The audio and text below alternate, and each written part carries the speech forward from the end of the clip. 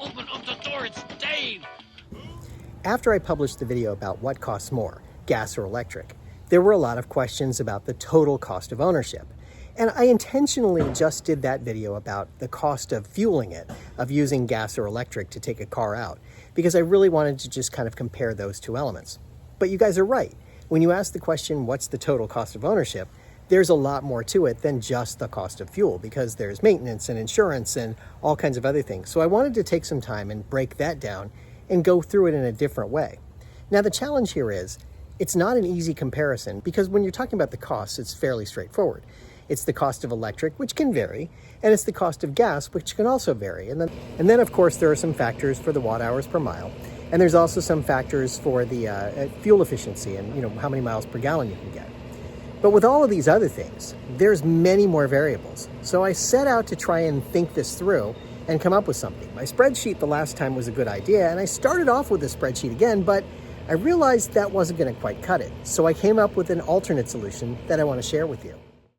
Yeah, this was much harder than I thought it was going to be. As I started to set up a spreadsheet, I was thinking, when I look at the total cost of ownership, I got to think about what the cost of the car was, what insurance costs are, and so on. And it's a lot of variables that figure in there. There's a lot of factors that are hard to calculate and understand. And there's some things about different places you live where there are some differences in it. So it occurred to me that I needed to do some more research, as you might say.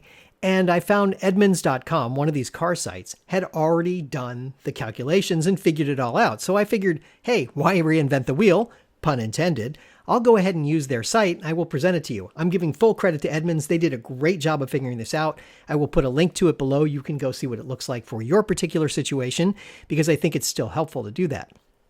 Now, a couple of things that they do. They talk about the operating costs over a 5-year period. They think about 15,000 miles driven per year, and they're looking at a car being financed and you purchasing it. You put 10% down, you finance it over that 60 months or 5 years, and this is what the cost would be. I think it's a fair assessment and a reasonable calculation to figure out what that would be, how that compares and how that relates. Look, I paid cash for my car, so my calculation will be a little bit different, but I think this streamlines it a lot and makes it a lot easier, so I'm going to use it. Now, they have a proprietary calculation they do. And one of the things that they do first is they look at the total cash price. That's the vehicle's market value. Included in here is the federal tax credit, the amount that you get back based on buying an EV or a hybrid. Then they look at depreciation, and that's the amount by which the value declines based on the purchase price versus its resale value. So it does a calculation based on it being clean, being under 15,000 miles per year, and so on and so on. So it may not be exact, but at least it's consistent. They also look at taxes and fees, and it consists of the base sales, license and registration fees, and gas taxes as applicable. They also look at the other registration that happens along the way and things like that. There's a section in here on financing. It's the interest expense on the loan amount for the total cash price with the 10% down payment. So they calculate it in there. Then they do a fuel estimate between either electric cost or gas cost. Now, this goes along with what I had talked about previously when I looked at the fuel cost for the cars. And this one kind of gets it in the ballpark of what I was talking about, even though it's a little different. Then they look at insurance. Insurance is the estimated average annual insurance premium in your state. So it can vary by state, certainly. That's absolutely something that could happen. So when you put in a different zip code, you may find that you have a different insurance rate. Now remember that insurance is always higher on these electric cars. And part of the reason for that is the way they're constructed. The construction is that they're sort of unibody, and there's not really components that you can replace. In a typical gas car, it's easy enough to go in and change out some component in the car. I can take the battery out. I can take the alternator out. I can take out part of the fuel system. I could even maybe change out some of the points or the plugs, all those things that I can do in a car. The EV does not work that way. The tires generally are fairly expensive. The battery itself that runs the car is extremely expensive, and the components, the way they're constructed, it's expensive to replace parts on the car because of the way they have to take multiple parts off to replace one part. You remember my story before when I talked about replacing the headlamp and how much that cost? Yeah, just keep that in mind when you think about why insurance prices are so high on EVs. It's not necessarily that the EVs are just ridiculously overpriced in terms of insurance. It's because of the way they're constructed.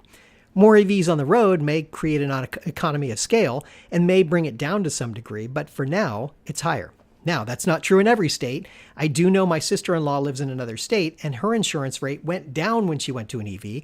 She was driving a gas car previously that was an older model car. So driving a new EV actually brought her insurance costs down. So depending on where you live, you may find that it's different. And then there's the cost of repairs. As I said previously, the cost of repairs is really about the things that you have to do to the car to repair it. All the things that go along with the car. The costs themselves are kind of expensive on an EV, but realistically, they're kind of expensive on any type of car these days because the costs of components are getting higher. Everything's going up in cost.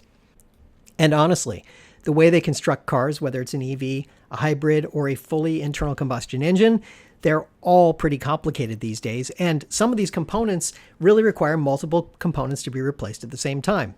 There's a lot of discussion about right to repair laws because some of these companies are requiring that you have to take it to the dealer or take it to a licensed, authorized service center in order to have it repaired because there's so many components that interact with each other.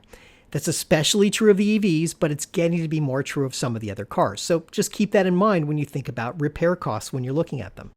And then there's maintenance. This is the estimated expense of two types of maintenance, scheduled and unscheduled. Now, for most internal combustion engines, there's a number of things that you need to do as scheduled maintenance. And those things are typically cost you something. Sometimes the car dealer will throw those in, some of them like oil changes and things like that, and sometimes not. With the EV, what you find is that there aren't many scheduled things you have to do in the first few years. So those costs are fairly low along the way. Now, of course, there are unscheduled maintenance things that will happen, and it depends heavily on whether you have a full bumper-to-bumper warranty and how that warranty works and whether the workmanship is part of the problem there.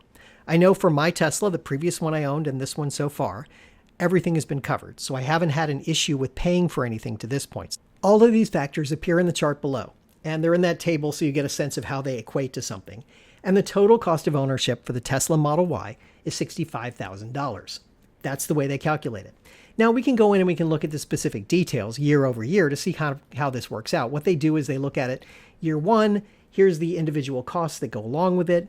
Year two, here's what they look like, and so on. So they go across and do the calculation to figure out what their cost is to own the car for each one of the 5 years that's in question here. So they kind of go through the math and they figure it out, realizing that cars do have a tendency to depreciate more, and there's more repairs required as you get further along.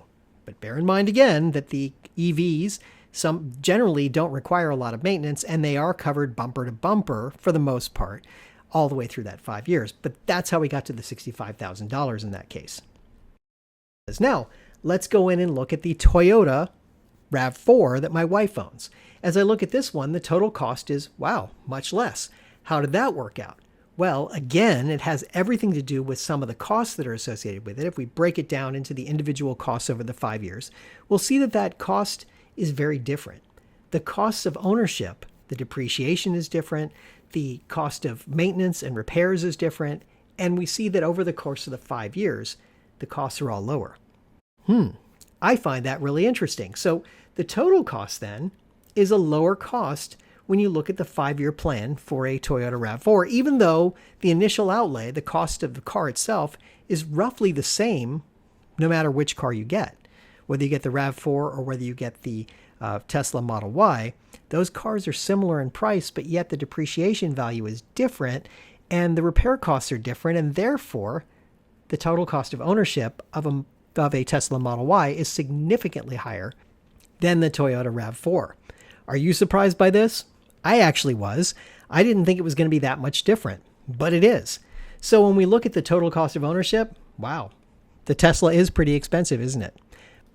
But if I'm being honest, I do love driving my Tesla Model Y. And the fact that the cost of ownership is higher is maybe a little concerning, but you know what? The fun factor outweighs that rather a lot. What's your point, David?